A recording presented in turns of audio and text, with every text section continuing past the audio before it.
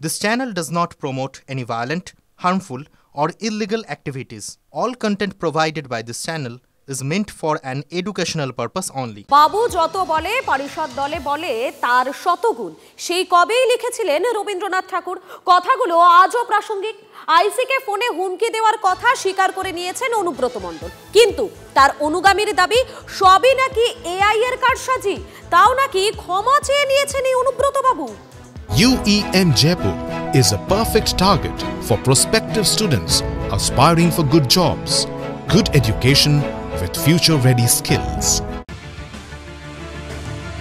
বোলপুর থানার আইসিকে অকথ্য ভাষায় আক্রমণ হুমকি। হ্যাঁ, হ্যালো রাজীব কুমার, আমার উপর তো মন্ডল বলছি, সরাবে না নাকি? পশু ডেপুটেশন দিয়েছি, মারবে কি মারবো দেখুন আমি। গলাকার শুক্রবার শনিবার দিনভর চর্চা জল্পনা। গলা অনুব্রতর, প্রথম বয়ান তৃণমূলের। অনুব্রতকে ক্ষমা চাইতে বলে তৃণমূল কংগ্রেস। এরপর অপরাধ স্বীকার করে ক্ষমা চেয়ে দুটি চিঠি দেন অনুব্রত মণ্ডল। দুটিতেই তার সই, একটি ভিডিও বার্তাও দেন, সেখানে দোষ স্বীকার করেন অনুব্রত।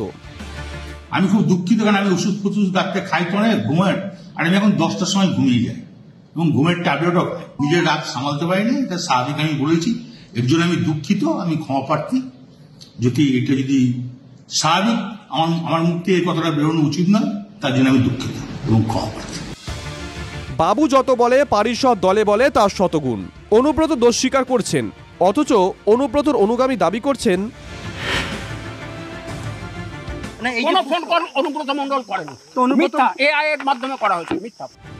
এআই মানে আর্টিফিশিয়াল ইন্টেলিজেন্স, মানে কৃত্রিম বুদ্ধিমত্তা।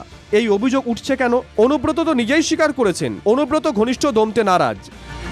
পার্টি যা নির্দেশ দেবে অনুব্রত মণ্ডল তাই। পার্টিকে জানিয়েছেন যে এআই এর মাধ্যমে করা হয়েছিল, দল যা করা না হলো, দল যা নির্দেশ দেবে তাই।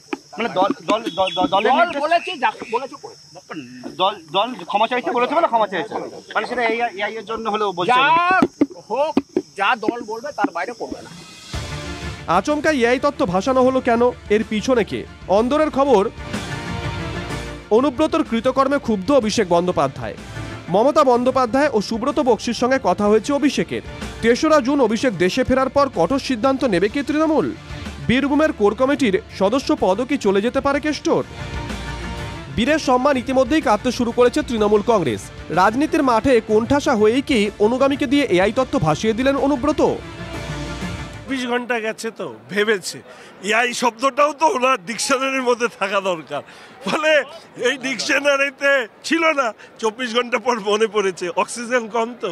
আরে এআই এর কাজটা যে হলেও, যে যার বিরুদ্ধে অভিযোগ সেই তো বলছে আমি বলেছি, বেশি ওষুধ খেয়ে বলেছি। এখন ওষুধটা তরল ওষুধ না শক্ত ওষুধ না কি সেটা বলেন, আমি বলছি ওষুধ খেয়ে এরকম হয়ে গেছে। ভাই তাহলে কোর্টে চ্যালেঞ্জ করে দিক, এআই ভয়েস করা হয়েছে। দেবব্রত সরকার কি বললেন সেটা বড় কথা নয়। অনুব্রত মণ্ডল লিখিতভাবে তিনি ক্ষমা প্রার্থনা করেছেন, তো তিনি যদি না বলে থাকতেন তাহলে লিখিতভাবে ক্ষমা প্রার্থনার বিষয়টা আসতো না। এরই মধ্যে বীরভূমের জেলা সভাধিপতি কাজল শেখ কলকাতায় পৌঁছেছেন। দলীয় বৈঠকে যোগ দিতেই কি কাজল মহানগরে? তাই কি অনুব্রত রক্তচাপ আরও বাড়ছে? Bureau report, TV9 Bangla.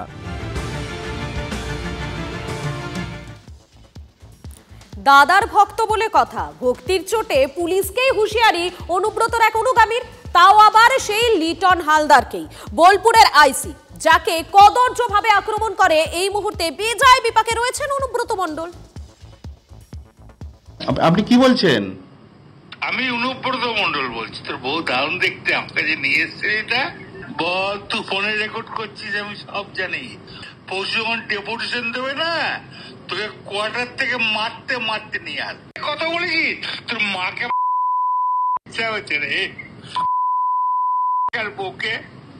আপনি আপনি আপনি একজন দায়িত্বপ্রাপ্ত লোক, আপনি এভাবে কথা বলছেন?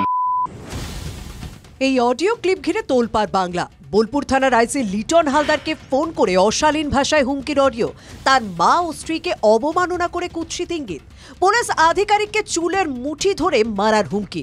নক্কারজনক এই অডিওয় হুমকিদাতা ওই কণ্ঠই নিজেকে অনুব্রত মণ্ডল বলে দাবি করেন। তারপর সেই অডিও ভাইরাল হতেই তোলপাড় পড়ে যায় বঙ্গ রাজনীতিতে। তৃণমূল নেতাকে একের পর এক নোটিশ পাঠিয়ে তলব করছে পুলিশ। যদিও শারীরিক অসুস্থতার কারণ দেখিয়ে হাজিরা এড়াচ্ছেন অনুব্রত। দাদার এহেন অবস্থা দেখে কষ্ট পাচ্ছেন। ক্ষোভে ফুঁসছেন তার অনুগামীরা। ক্ষোভ সামলাতে না পেরে একেবারে বোলপুর থানার আইসিকেই হুঁশিয়ারি দিয়ে বসলেন অনুব্রত মণ্ডলের এক অনুগামী। ফের শাসকের থ্রেট কালচারের শিকার খোদ পুলিশে। অনুব্রত মণ্ডলের অনুগামী তৃণমূল ছাত্র পরিষদ নেতা বিক্রমজিৎ সাউ সরাসরি হুমকি দিলেন বোলপুরের আইসিকে। অনুব্রতরই পথ অনুসরণ করছেন বিক্রমজিৎকে কটাক্ষ বিজেপি নেতা সজল ঘোষে। দুর্দিনে দলে নেতৃত্ব দিয়েছেন কেষ্ট মণ্ডল, কাজেই তার জন্য আবেগ থাকতেই পারে। সাফাই তৃণমূলের মুখপাত্র অরূপ চক্রবর্তী।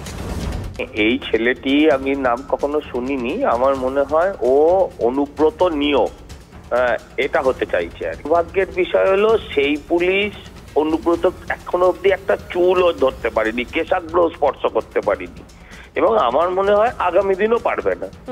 আর এখন এই পাড়ার কুচো চাটানা চারানা যে সমস্ত এলাকার যারা আছে তৃণমূলের তোলাবাজ, তারা এবার পুলিশকে থ্রেট করছে।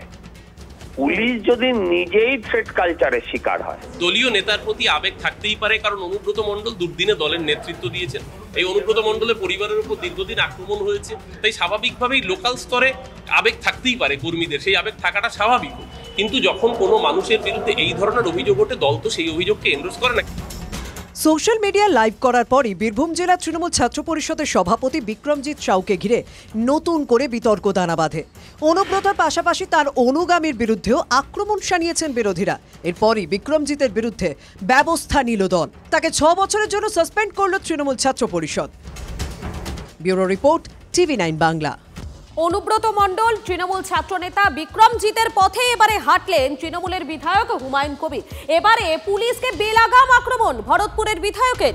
বিরোধী দলে থাকলে থানাগুলিকে শায়েস্তা করার হুঁশিয়ারি হুমায়ুনের। তার হাতে পায়ে বেড়ি পড়ানো আছে, তাই কিছু করতে পারছেন না, মন্তব্য শাসক বিধায়কের। মুর্শিদাবাদের বেশ কিছু থানা, যেমন ওই ঘটনাটা ঘটেছে শামশেরগঞ্জ থানায়, এখনো লালগোলা থানা, বড়ুয়া থানা, আমার ভরতপুর থানা, এমন কিছু কিছু কর্মকাণ্ড চলে। আমি যদি বিরোধী আসনে থাকতাম 24 ঘন্টা সময় লাগতো না এসব শায়েস্তা করতে। পুলিশের চমকানি থেকে ভয় করবেন না। পুলিশ যদি আপনাদের অন্যায়ভাবে আপনাদের ফ্যামিলিকে ডিস্টার্ব করে, আপনাদের ভিতরে সমুটু কেস করে রাতের অন্ধকারে তুলে আনে, আমাকে খবরটা দেবেন, আমি আপনাদের পাশে আছি, থাকবো। এটাই তো তৃণমূলের কালচার, কড়া সমালোচনা বিজেপির। দেখুন, এই কালচারটা কার শেখানো? পুলিশকে, এজেন্সির লোকজনকে, মানে তদন্তকারী সংস্থাগুলির লোকজনকে হুমকি দেওয়া, এই কালচার কার শেখানো? আপনাদের মনে আছে কিনা জানি না, ক্ষমতা পরিবর্তনের পর মুখ্যমন্ত্রী হয়ে মমতা বন্দ্যোপাধ্যায় থানায় আসামি ছাড়াতে গেছিলেন। আপনাদের মনে থাকা উচিত তৎকালীন পার্থ চট্টোপাধ্যায়ের সঙ্গে গৌতম মোহন চক্রবর্তীর কথোপকথন, সেই অডিও রেকর্ডও ভাইরাল হয়েছিল। তিনিও ভারী মন্ত্রী ছিলেন, মোটা মন্ত্রী ছিলেন। আপনাদের খেয়াল থাকা উচিত 21-এর নির্বাচনের পর 4 মন্ত্রীকে নারদা মামলায় যখন গ্রেপ্তার করা হয়, তিনি নিজাম প্যালেসে গিয়ে ডিআইজি অফিসের সামনে ধর্নায় বসেছিলেন।